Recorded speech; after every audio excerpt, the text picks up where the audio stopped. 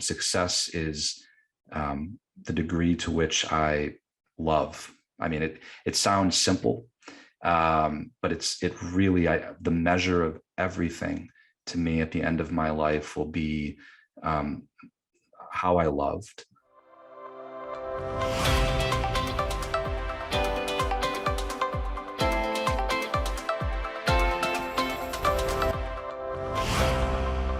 You are the entrepreneur in residence and also the director of programs over at the Center for Principled Entrepreneurship at the Catholic University of America. And you've been a co-founder, you've been a CEO, and now you've written this book, Wanting, which investigates why we want what we want and how to free ourselves from wanting things that are unfulfilling. So how perfect this matches to what's going on in the world today.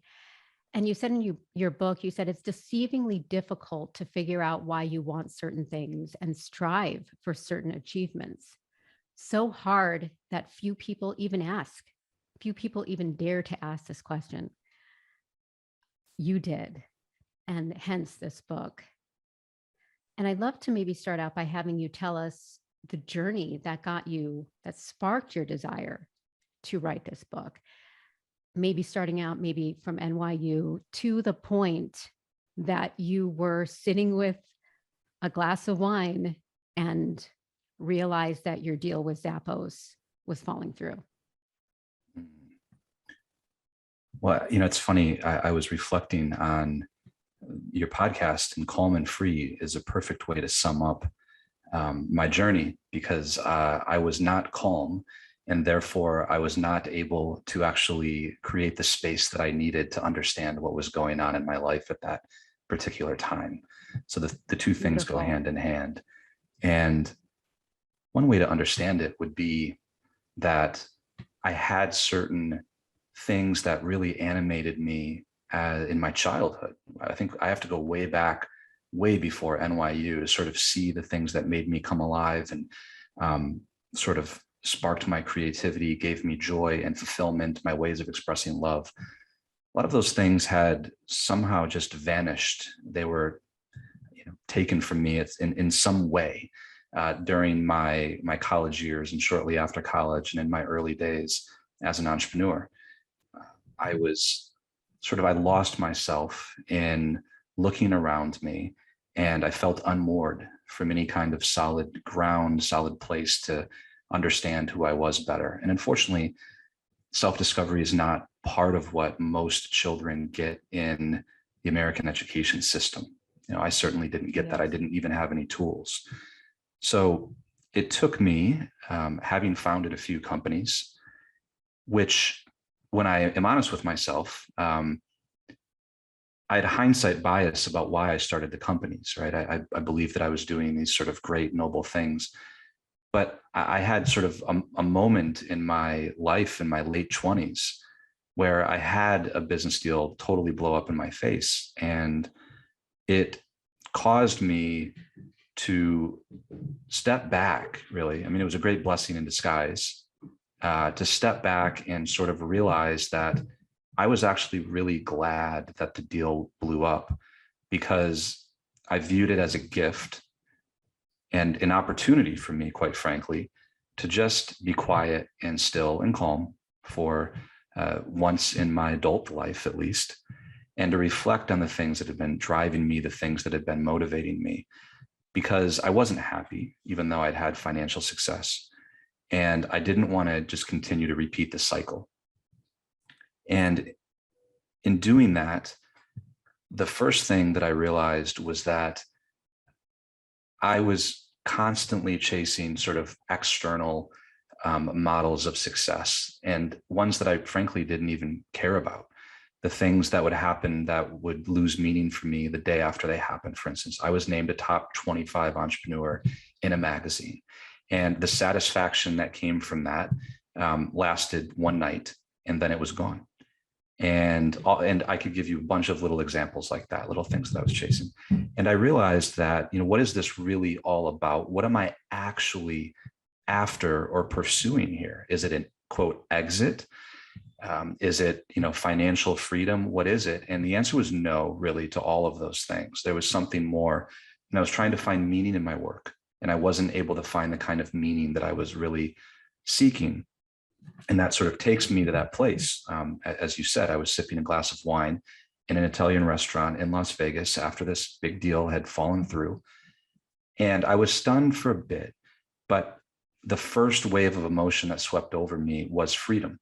And it was almost like, Luke, you now have the freedom to step back out of whatever this cycle is that you're caught in and take the time that you need to gain perspective before you just launch into the next thing.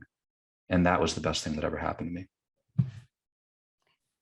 It's beautiful. You started this talking about space, talking about that space we need mentally to ground ourselves enough to see reality the way it is. And as I hear you talking, and I'm going to get to Renee Girard, I'm wondering why there aren't more of you.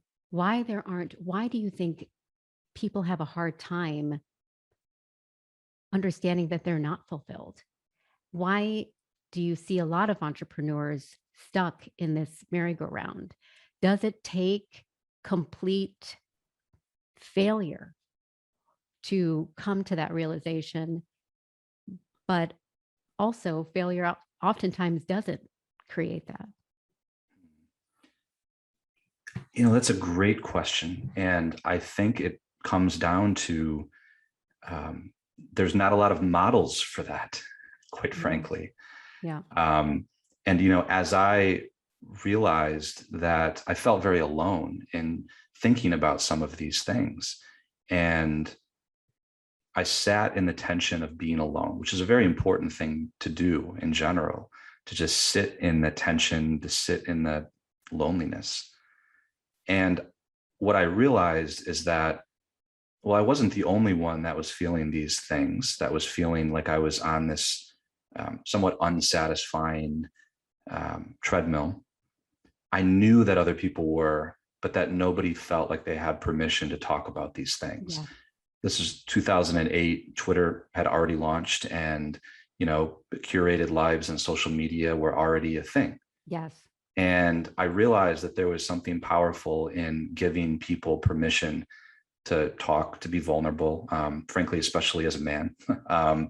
And in my personal life, long before the thought of writing a book ever crossed my mind, I just started having these conversations. I just sort of became known for opening up and just sharing some of these things. And everybody expressed similar feelings. So I think it's there, but it's not public. I think it's underground. And one of the reasons I realized I felt convicted that I had to write the book was because I wanted to change that. And I wanted to provide a model, a different way of thinking, and to give people space and to show them, what it looks like when somebody goes through one of these journeys. Yes. And you touched on a point, the male-female aspect. And I think there's a lot of pressure being a male in that male-dominated industry. In the 5th century BC, Buddha established this idea of the monkey mind, where intrinsically our mind goes from craving to regret to one thought to the next. His idea was that if we can manage our mind, understand where cravings come from, we can then manage our suffering. Craving creates the suffering. Now, Rene Girard, to me, in my mind, he went a step further. And he said, perhaps it's not independent and intrinsic, this craving. It is likely dependent on other humans around us. This idea that we're imitators and we're imitating other people's cravings. So we're not craving independently, we're craving what others are craving. And this is what you found and wrote about in this book. I know Peter Thiel had a lot of these similar questions. How did you get to Rene Girard's work? Was it via Peter Thiel when you were researching him? Can you tell us a little bit about that? I had no idea that Peter Thiel was a student of Rene Girard until much after my own discovery, which came in the most unexpected way imaginable for me. It came in the context of a days-long silent retreat that I was on. This was now well over a decade ago, and I've been going on these silent retreats ever since, minimum 5 days, because it takes my brain, quite frankly, at least 3 before the silence even starts working on me. And this was the first one that I'd ever done. And the only break in the silence was with a half-hour a day meeting with a retreat director that, simply helps you unpack some of the things that are going on. Right?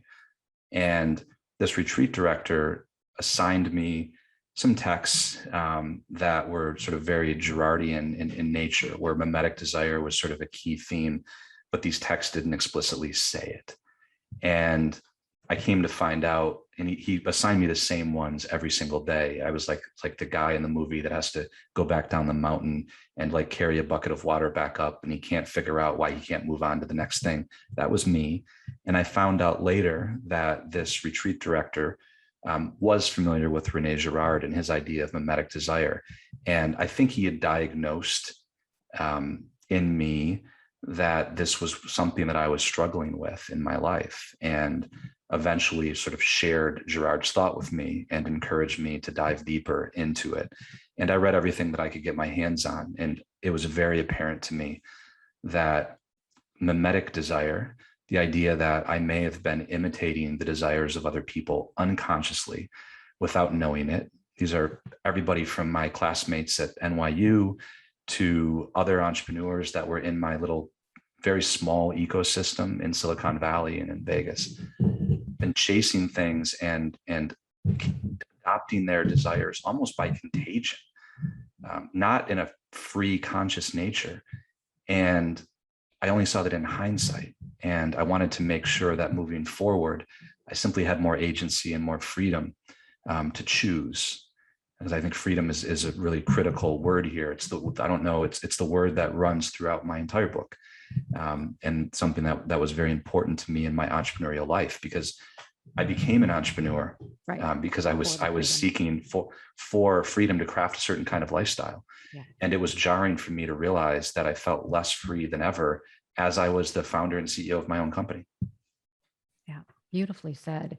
In chains, but wanting to be free. Mm-hmm. You wrote, and I want to go into the ecosystems that are mimetic. You talk about that. You say the truth is my desires are derivative, and I'm part of an ecology of desire that is bigger than I can fully understand. Now, to me and to you, desires that you're talking about are invisible, mostly, not visible. They're a hodgepodge of wanting prestige, wanting status, wanting to belong, wanting to be that shiny, attractive, trendy object of the moment. That is the desires really that we're talking about in an economy that we live in today. And you talk about these systems that are maintaining this, and you talk about the venture capital system. I'd like to read to you, if I may, a passage from this book. Where you talk about this system in the venture capital world. You say that the VC demand for quick hitting investments increases the attractiveness of tech startups to entrepreneurs. A mimetic system takes shape. It is driven not only by economic incentives and financial returns, which no doubt factor in, but also the prestige and validation that come with being financed by the right VC. For the VCs, they benefit the benefits of having invested in sexy companies and headline-grabbing CEOs. And for the founder, they're awarded Michelin stars in the form of investment checks. Luke, I love how you describe this. And you also go on to talk about social media being another big ecosystem. Can you talk to kind of the layperson about how social media is this system of mimetic desire, a very strong one? Yeah, well, a core part of what my book is about is desire is a largely social process, right? Our desires are shaped through a social process. We're born into a family where there is a system of desires. In school, we're part of a ecology of desire in each one of those classrooms, in our communities, in the companies that we work for. Social media is also a system of desire that has its own kind of ecology. And we don't normally think of social media as this field of desires. We think of it sometimes in a somewhat materialistic way, that there's just some Pavlovian response to, whatever the tech is doing to our dopamine in our brain and things like that. But I think there's this entire substrate that we're not talking enough about. And that's human beings are desiring creatures. And we can desire all kinds of abstract things way beyond what we need to survive, beyond food and drink and shelter. And social media is just an engine of desire, because what it does is it provides billions of models of desire to us. And a model of desire is just somebody who's modeling the desire for something to us. It can be, I'm scrolling my Instagram and I see somebody who really wants to go on vacation to this really cool spot. And then I see all the pictures, and the thought could have never crossed my mind to go on vacation there until I saw that. And there's something much deeper than simply what's commonly called influencer marketing here. Yeah. Everybody is a influencer when it comes to desires, even if they don't even have an intention of doing it. Yeah. I'm doing it to other people without even trying to. And realizing that each of us are small models of desire to other people actually brings with it a real awareness of a certain grave responsibility that we have, for one thing, and a consciousness of just how pervasive the influence of social media is, because it's deeply seeding desires for recognition, for attention, for status. But also everybody on social media has a certain kind of curated identity, often doesn't correlate very well with who they are in real life. And I've met enough people from social media now to know this is definitely true. And that's kind of a dangerous place to be. It's a hall of mirrors, but it's also a field of desire. Yeah. Very powerful one. I'd love to get your prediction on Web 3.0, where we're getting into this kind of open sourced, decentralized system. In your mind, do you think we're getting into a stronger mimetic system that way, or weaker? What's your prediction as Web 3.0 unfolds and we see all of this, blockchain and the other technologies coming into our lives? My view is really a double-edged sword, I think. And I view most technology this way, in that I think that it's both accelerating mimetic desire and diffusing it at the same exact time. And it's kind of a weird concept, but I think that Web3 is probably doing the same thing. So to give you an example, social media and I believe Web3 is going to sort of distribute desires in the sense that, there's a diffusing effect of technology in the sense that our models of desire are billions of people, as opposed to just a sort of a small number of people. We can always find a new model of desire. So in that sense, it provides this exciting new world of different desires. And, we can become disillusioned with one and find another one. And it sort of prevents some of the conflict that can arise when two people become locked or fixated on one another. On the other hand, it's obviously accelerating it in the same way that it's diffusing it, if that makes sense, right? It's like this super highway. And I went to a Web3 event just last week, It was a launch of a new, I won't name the company, it was a launch of a new Web3 company that provides a secure processing layer. And there were 150 people there. And there was more mimetic anxiety, comparisons, one-upping in that room than I've seen in a really long time. So the irony of Web3 is that it does possess this potential for good, I believe, while at the same time, and we're in the very, very early stages of it, while at the same time exacerbating some of these things. Everybody has FOMO, like, should I be in, should I be out, what's going on? So ultimately, I don't think that a technology is ever going to provide the calm and freedom and peace that humanity needs. It has to sort of come from within, it can never come from the outside. So it's not a solution in my mind. Yeah, 100%. And it gets me to thinking about the leadership that we're bringing on with these Web3 companies. I want to talk about how to exit the system of being in these mimetic ecosystems, going from blind wanting, as you talked about, to intentional wanting, and freeing ourselves from being in these bubbles and trends and feeling like we have to be attached to these. As you know, and I love hearing this from you, the silence is just critical to finding truth. You write so many beautiful truisms in this book, Luke, and I'm going to share with you another one of them. Silence is where we learn the truth about who we are and what we want. Who we are and what we want. And to me, that is really, and you've shared a lot of tactics in this book, but that to me is kind of ground zero. How do we really get to the silence that we need to understand why we want what we want? Could you share a few others in terms of tactics? I have a few that I'd like to share also in terms of kind of reshaping the way we think about role models. You talked about Elon Musk being one of the greatest models for mimetic desire. Perhaps we need to rethink about those. In my mind, we absolutely must rethink our role models. You discuss ethics and morality, another big one.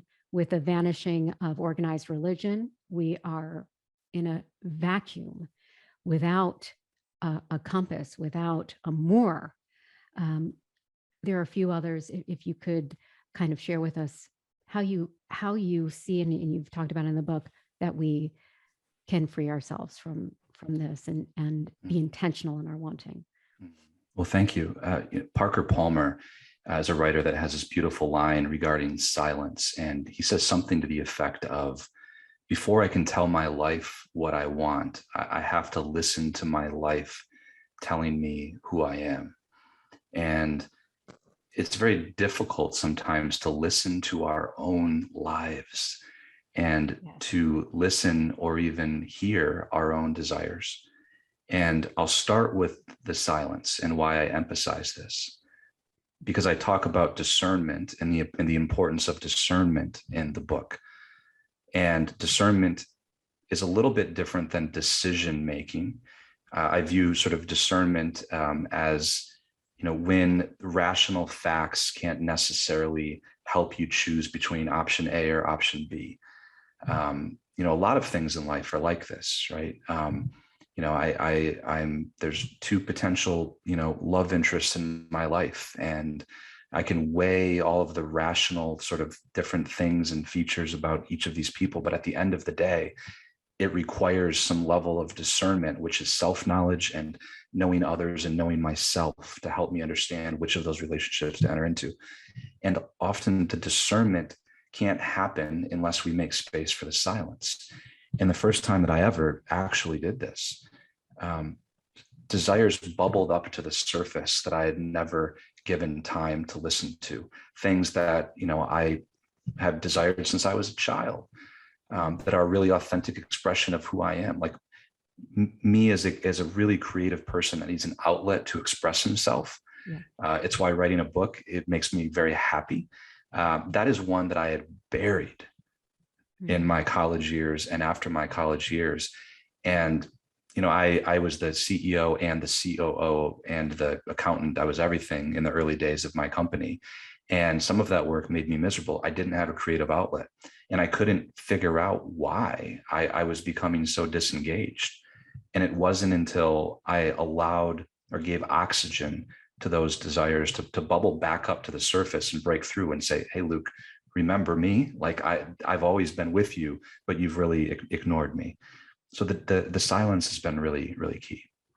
Another important part of my sort of journey was reprioritizing my relationships with other people. So it's easy in the world that I came from. I think in the corporate world, certainly as a startup entrepreneur, that's very metric driven. If you can't measure it, it doesn't matter. This whole mentality that's simply not true in life. Absolutely. And I bought into it, and I started to value the things that I could measure quantifiably. My revenue growth, my profitability, my customer acquisition, and not really the quality of the relationships in my life. And I came to realize that knowing and being known by other people, they go hand in hand. That's one of the perennial human desires. Like we all have a desire to know others and to be known.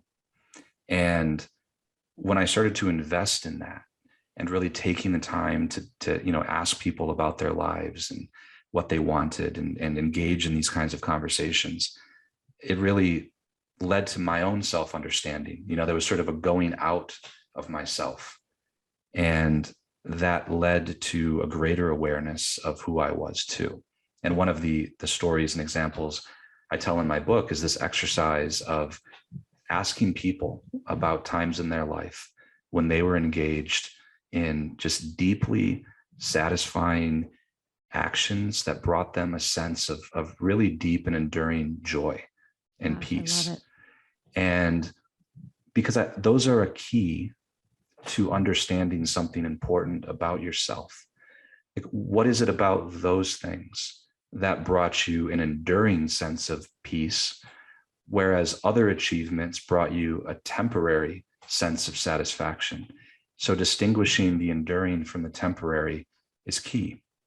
And, desire is not a cipher. It's not, I certainly didn't mean to make it out to be this really complex thing, because I don't think that it actually is. I think it's actually much simpler. Absolutely. And, people say, well, Luke, how do we tell the difference between, illusory desires and desires that are worthy of pursuit? And I was thinking of this because I saw a tweet the other day, something that Rumi said, I believe. And it was, one should always be suspicious of one's desires. Mm-hmm. And I think there's truth to that, right? Like we should never just take them for granted. But also, we can also, rather than have a hermeneutic of suspicion with all of our desires, we can also have a hermeneutic of love. And a great way to test them is simply asking the question, is this desire loving? If the answer is no, well, then you can move on and to the next one. And that's just so simple, right? And it's just an easy tool I think we can use to evaluate kind of the direction that we're moving in, the desires that we choose to invest in, and the ones that we might need to starve. So beautifully said, Luke. Truly. And this idea of love, there's a guru, spiritual master, Sri Sri Ravi Shankar. He says the world is run by three things: greed, fear, and love. And I keep coming back to those three words, because if you really look at them deeply, that truly is how we run the world: fear, greed, and love. And one underrated word that is love. Yes. And I think I want to kind of finish off by getting to really what I think is most important. And I think what is your mission with this book and with your work is, how do we help the progress of humanity, given that we live in these very powerful mimetic ecosystems? How do we take responsibility? And you touched on that earlier, not only for ourselves, but for changing the desires of others. And you brought up a few things at the end of the book, again, about the attractiveness of goodness, the attractiveness of truth. I can't tell you enough how powerful those words are that you use, Luke. I just love them. I'm going to paraphrase what you said. It's not enough to know what is good and true. Goodness and truth need to be attractive. Hmm. And you go on to explain why that is. We know intellectually that eating sustainable food is good for us, good for the world. But just because it's not attractive enough vis-a-vis the alternatives, we don't do it. This idea of attractiveness is so critical. So how do we talked about how we change ourselves, but I think the idea is, how do we make what's good and truthful and loving attractive? And what a big conversation this is, in another 10 books, right? But that's really what it's at, what this is all about. Yeah. Well, you said it yourself earlier in our conversation, Pooja. We need better models, Yeah. and our models have to be whole models and whole people, and not merely model one aspect of something, like success, like financial success. Often when we think of models, even role models, we're taking sort of one very sort of tiny facet of a person and reducing them to just that. So we certainly need better models. And I mean, frankly, having powerful, attractive models, modeling goodness and truth and humanity, to me, changed my life. That's kind of the hidden backstory here of my book, is that there were people, nobody knows their names, ordinary people.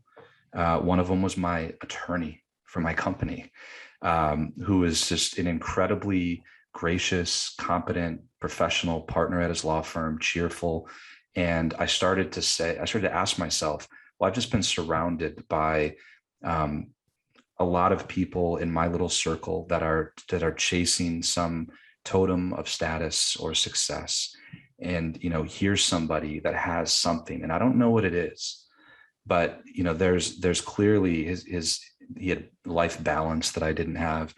And it was incredibly attractive, and caused me to reorient my priorities, is in particular sort of how I spent my time and who I spent my time with. And I think that right now the world does suffer from a lack of good, powerful models. The media is sort of incentivized to sort of glorify and hold up the wrong things sometimes. But I think it's up to each one of us. We can start really small, and the most powerful changes and movements sort of start in a family, in a small company culture. We have the ability to model different ways of being in relationships, and that's the key. For me, it comes down to ways of being in relationship with other people. It's kind of one of the questions that I filter everything through. How is social media affecting humanity's ability to be in relationship with other people? How are Zoom calls affecting that? So that's a really important thing. And modeling ways of being in relationship is one way that all of us can get started right now. Are they rivalrous relationships? Are they loving relationships? Taking inventory, of our own lives on a societal sort of bigger, cultural level. I think that's a much more complex question, but I think we can see some of the same forces at work, even on a cultural level, even on a geopolitical level, where there is there are people taking other people as rivals, as enemies. There's a real lack of empathy. Yeah. People are not willing. People put other people into boxes. They categorize them. And there's a whole section in the book, as you know, about the importance of empathy and why that's so important to breaking through the mimetic framework that we often put onto relationships, which prevents us from allowing those relationships to flower organically and to be in non-rivalrous, zero-sum, beautiful, growing developmental relationships with other people. Yeah. And you also touched on education. And I think that's critical. This idea that, the Dalai Lama talks about how we need to shift our education system to not just an education of the intellect, not just the education of the mind, but an education of the heart. How do we Mm. bring in an education of the heart and the intellect to K through 12 education? And I think it really does start there with the next generation. The last question I want to pose to you is, and this is one that I pose to everyone at the end of these conversations, is what is your definition of success? You know, personally, my definition of success has changed so much since my 20s, my 30s, and now in my 40s with my children. It's very different. What is your success, your definition of success today? Well, mine has also changed many times. And I've thought about this question a bit because I've, unfortunately, over the last few years, I've attended a few funerals. And some of those people were highly successful people. Some of them weren't. Four, in fact, over the last few years. And every time that I do that, I think about my own eulogy, what it will sound like. And in fact, one of the exercises that I have all of my students do, mostly 19, 20-year-olds, is I have them write their own eulogies. It really freaks them out, but it gets them starting with the end in mind and asking all the right questions. And I've been doing that exercise with them for 4 years now. So I've given that a lot of thought. And it comes down, success is the degree to which I love. I mean, it sounds simple, but it really, the measure of everything to me at the end of my life will be how I loved and how I gave myself to other people. I do believe, to paraphrase Bob Dylan, like we all, pour ourselves out for something at the, our lives are always poured out for something. And I want it to not be for myself. I want it to be a life lived for others, in service. And, I think there's sort of this beautiful expression. I think it comes from, I'm forgetting who said it now, but it's something along the lines of, your deep joy comes from, where the world's hunger meets your deep gladness. And, I'm sort of moving through life looking for the deep hunger. I alluded to, a few things in this conversation, ruptured relationships. And those are the things that I want to give my life, trying to heal and reconcile. And of course, my family, my friends, I don't need to do anything in my life that, I think there are many hidden lives out there that are beautiful lives well lived. And I think I've come to a place where I'm very, very content with that. It is a absolute privilege to talk to you today, to have you on to hear these words. Truly, thank you so much. And what a joy. Thank you. I hope everybody picks up this book, Wanting. And again, thank you so much for your time. Well, thank you so much for having me on, Pooja. It's been a pleasure. For more on how to find calm and freedom in a fast-paced world, hit the subscribe button below. And please share this wisdom with someone you love.